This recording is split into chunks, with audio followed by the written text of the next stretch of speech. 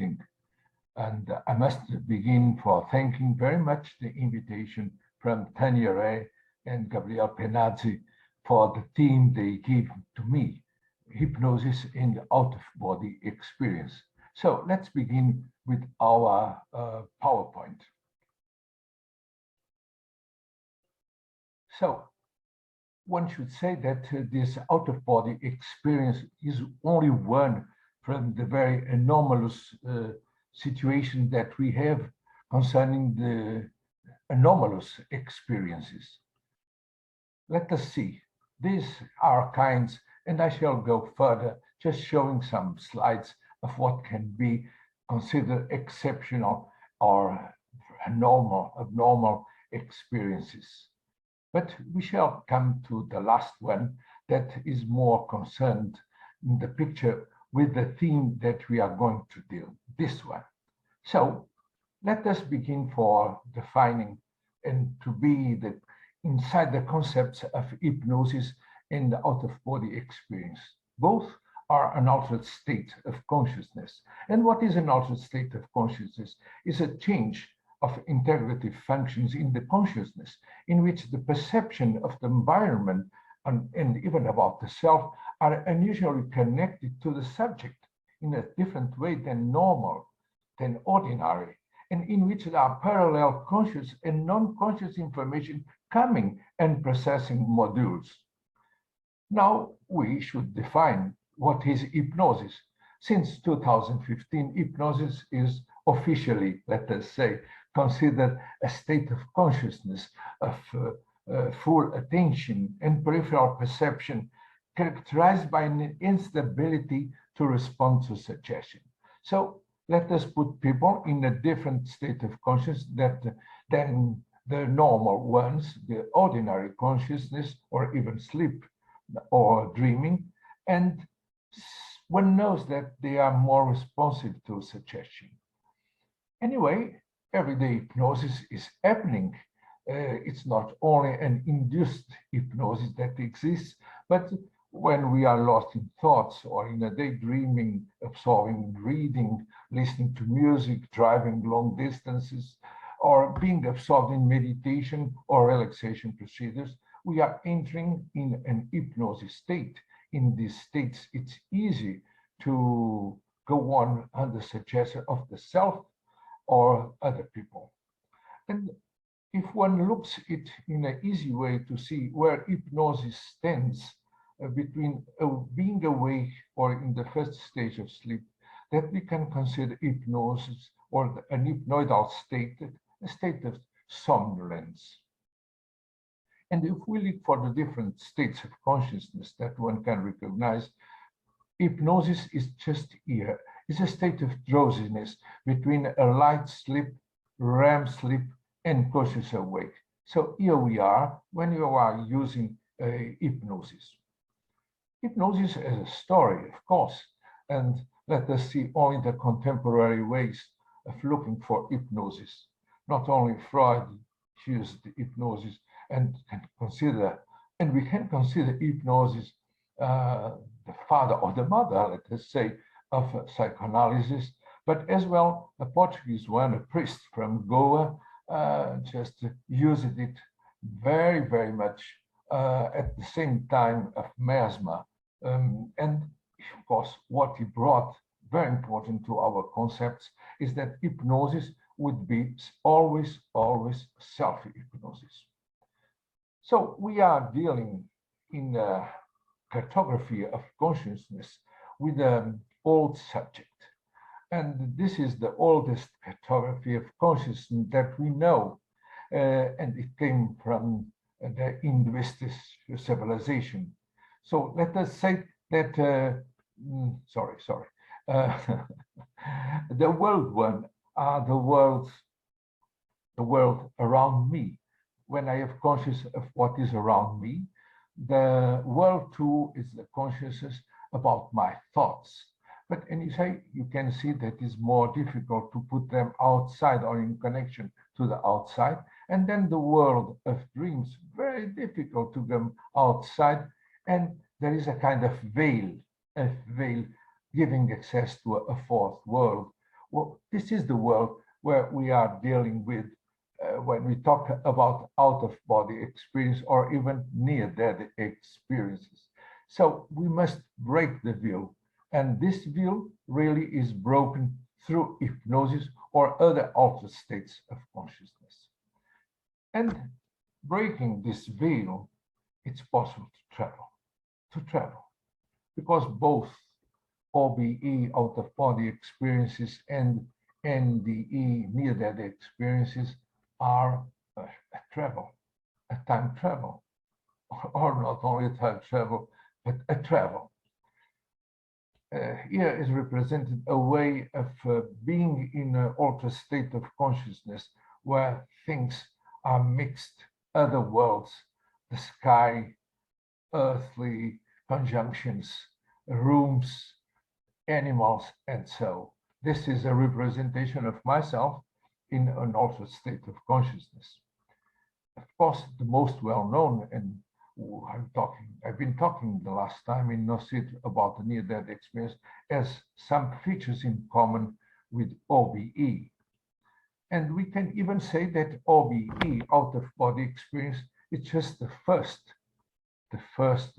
part of a near-death experience. The other parts are the diurnal, encounter with light, and then the comeback. So let's return to out-of-body experience as the beginning of a near-death experience and giving kind of more understanding of with what is an out-of-body experience. Alvarado in 2001 just make a comparison of out-of-body features in near-death experience versus non-near-death experiences.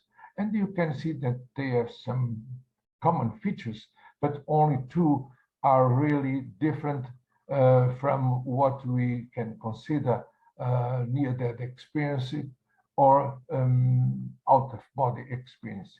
If you see here, this kind of physical body that they see in a near-death experience, one sees it more than in a non-near-death experience, or even lights. Lights are more typical to be seen in a feature of near-death experiences.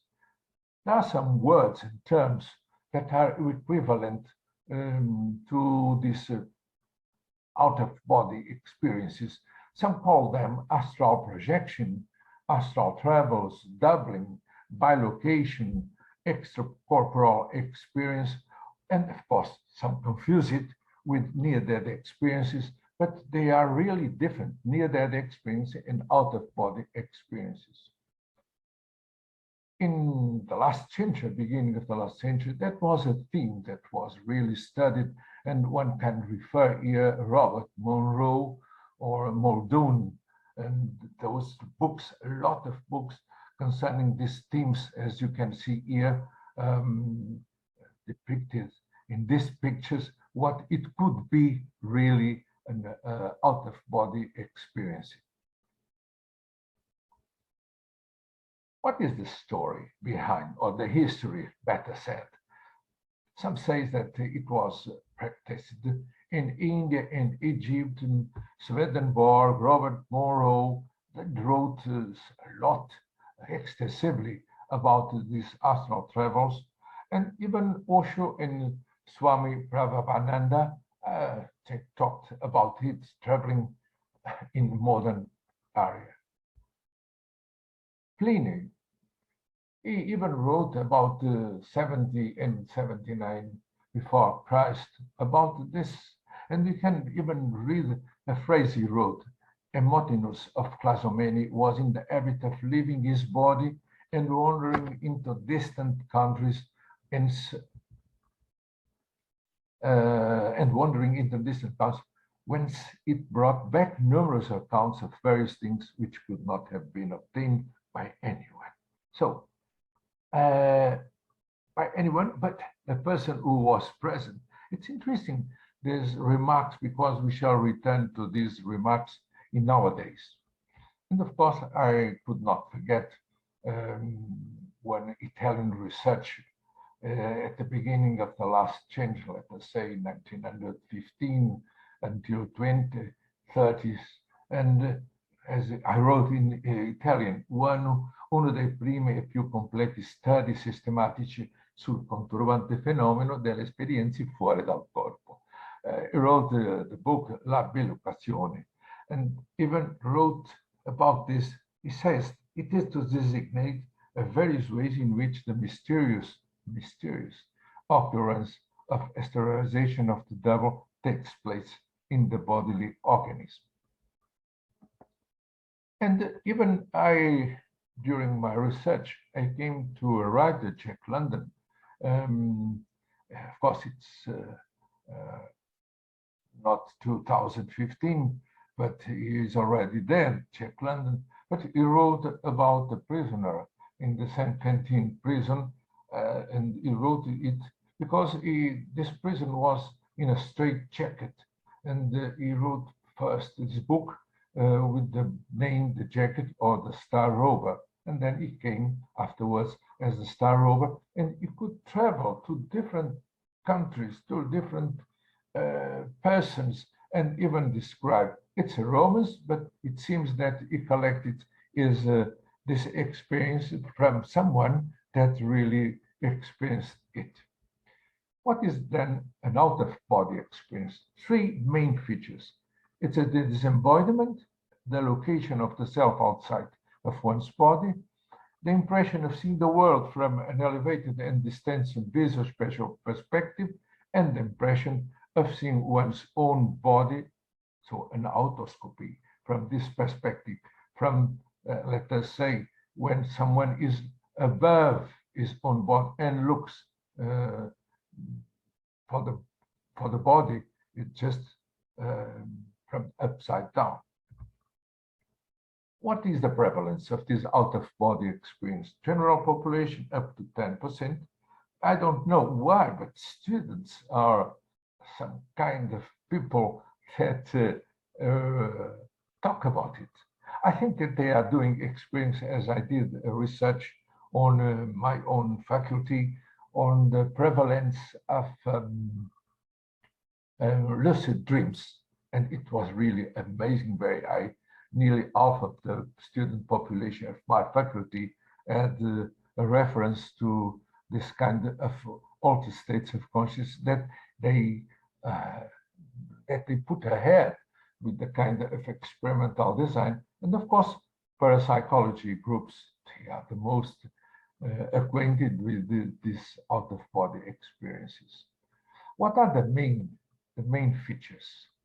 Floating sensations, stayed in unusual surroundings, seeing the physical body, and seeing surroundings from above. Of course, the other features are as well referred, but these are the most usual features concerning frequent out-of-body experience.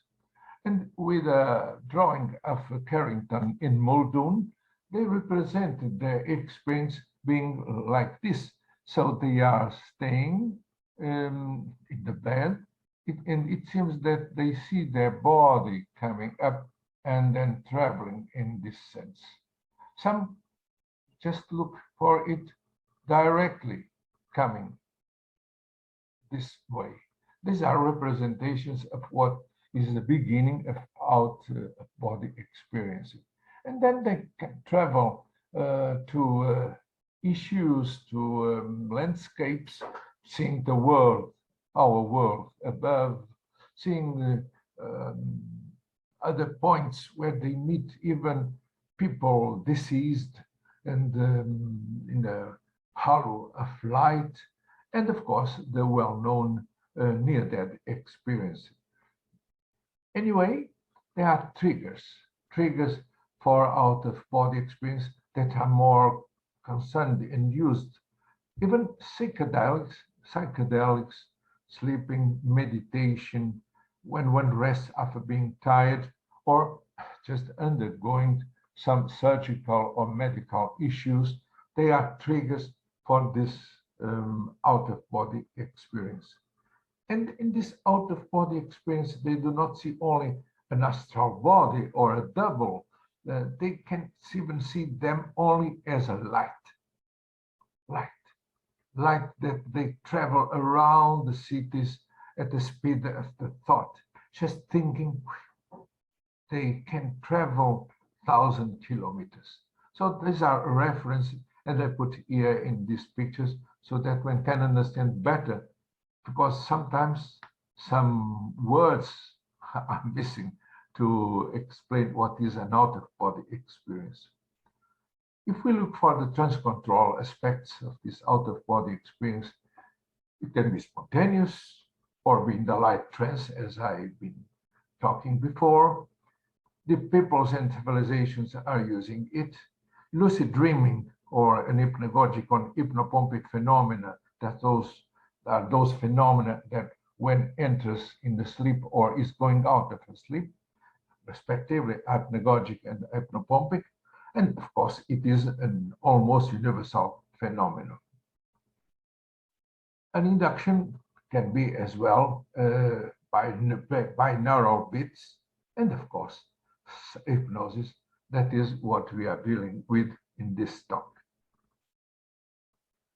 What are the conditions and features of participants? The participants and believers that really talk more about this phenomenon, they not only believe, but they are fantasy proneness, they have paranormal beliefs, and it's better for them to enter a psychological absorption and even a somatoform dissociation.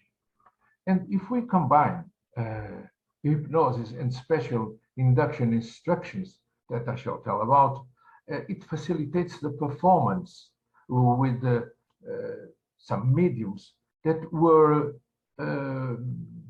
selected because they have a high absorption or transliminality scores. They could be better absorbed in different issues.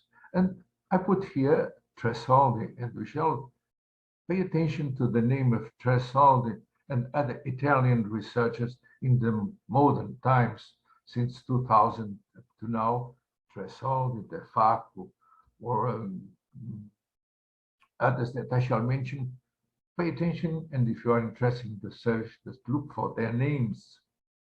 Pedersoli, of course, it's here in a paper when they use even hypnosis for research concerning psychic archaeology, regression, and of course, these hypnotically induced out-of-body experiences. So hypnosis is really a mean for good research in different and, like I say, not usual issues, as Pedersoli and Tresoldi wrote here about psychic archaeology, regression, and even this hypnotically induced out-of-body experience. Remains such a question.